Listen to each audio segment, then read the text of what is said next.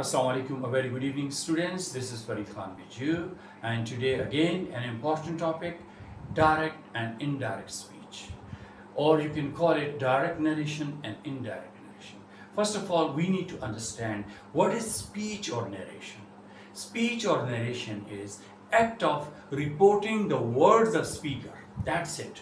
If someone says something and you report to some other person what he has said, that is called the narration or speech. So what is speech or narration? Speech or narration. Act of reporting the words. Act of reporting the words of speaker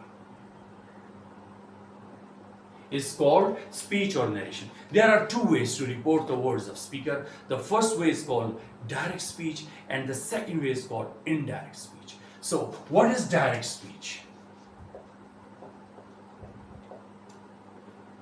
Direct speech, when you report the actual words of the speaker as it is. That's it, without making any change. When you report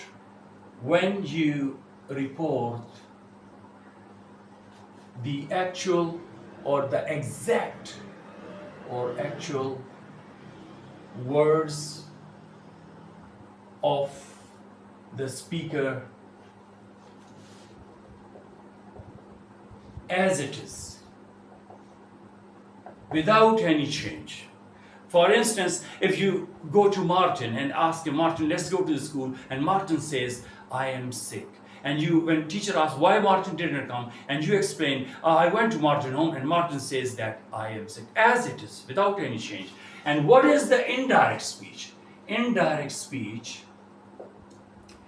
when we transform the words of speaker, when we change the words of speaker into simple language, that's it. When we transform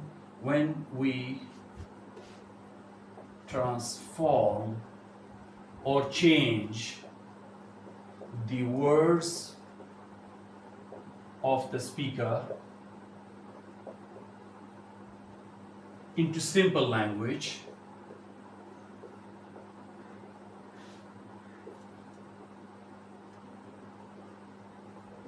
in order to avoid confusion. For instance, if you say, I went to Martin home, and Martin, he says that I am sick. What you say here? Instead, he says, I am sick.